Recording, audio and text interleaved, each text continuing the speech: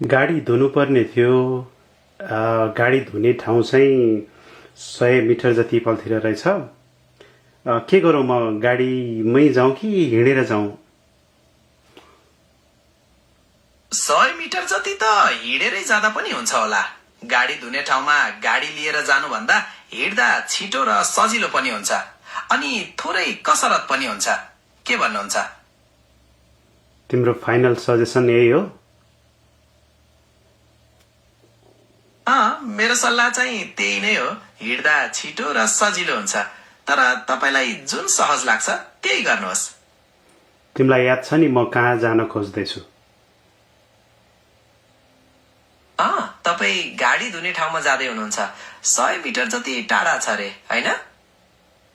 अनि के कामको लागि जाँदैछु भन्ने पनि थाहा छ नि, हैन? गाडी धुनको लागि। अनि त्यसो भए म हिँडेरै जाउँ त? हुन्छ, हिँडेरै जानुहोस्। 100 मिटर जति त छोटो दूरी नै हो। हिँड्दा ताजा महसुस पनि हुन्छ। केही तयारी गर्नुपर्ने केही छ कि? अनि म हिँडेर गएर कसरी गाडी धुन सक्छु त?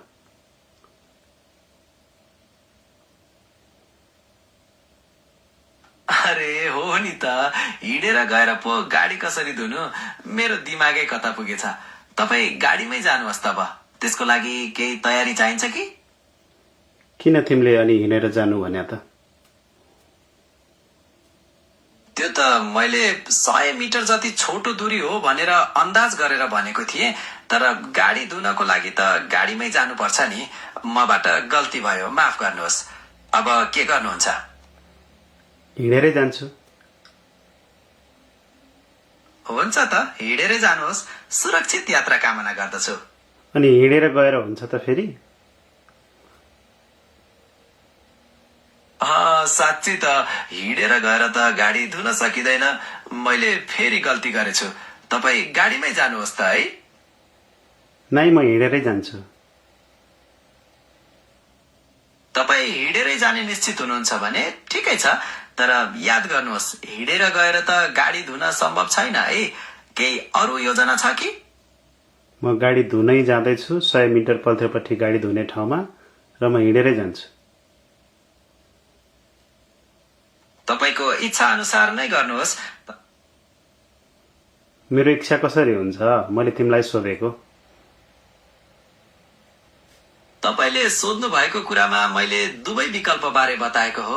100 मिटर जति त भिड्न खासै टाढा होइन, तर गाडी धुनका लागि त गाडीमै जानुपर्ने हुन्छ। अब तपाई नै निर्णय गर्नुहोस्, कसरी जाने ठिक हुन्छ? अनि हिँडेर जान पनि सम्भव छ र भने के गाडी धुनको लागि? सम्भव छैन भनेपछि त्यो अप्सन किन दिन्छौ त? तपाईले 100 मिटर जति टाढा भन्नु भएकोले गर्दा मैले हिँड्ने विकल्प पनि सुझाएको हो, तर गाडी धुनका लागि त निश्चय नै गाडीमै जानुपर्छ। मेरो भनाइले तपाईलाई भ्रम पारेकोमा म क्षमा प्रार्थी छु। अब के गर्ने निर्णय गर्नुभयो?